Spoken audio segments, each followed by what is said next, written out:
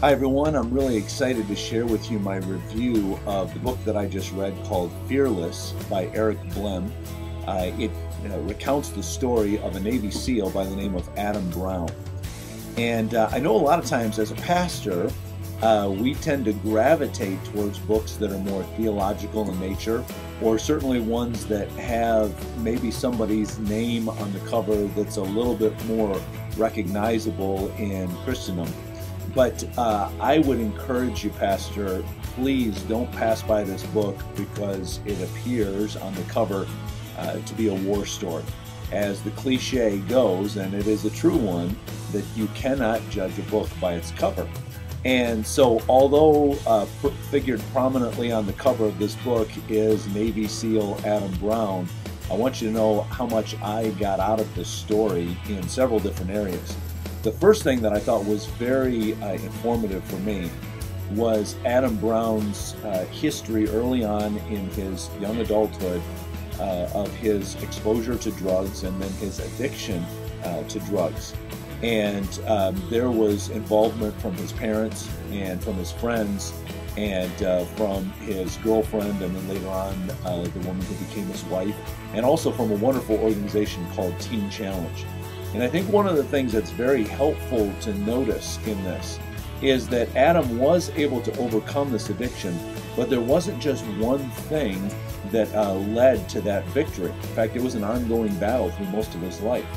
I think that sometimes in church circles we have a tendency to say, well, if we just pray and if you have enough faith, that everything will be taken care of. But this really showed the tough love of some family members, the intervention of some friends, and then the help of an organization like Teen Challenge as well. It's very helpful to see all of that, and I think that you'll be benefited by it as well. The other thing that really helped me as a pastor too was knowing how to minister to the family members of those who have loved ones that are serving in our armed forces. There's a lot of unknown of what's going on with them. They're not able to a lot of times communicate on a regular basis, and so knowing how to support family members that are here behind while their loved one is serving. But the other thing that was very helpful as well is to see how the transition took place when a soldier comes back from his service and now has to reintegrate back into family life. He has to go from a wartime mentality back to a peacetime mentality.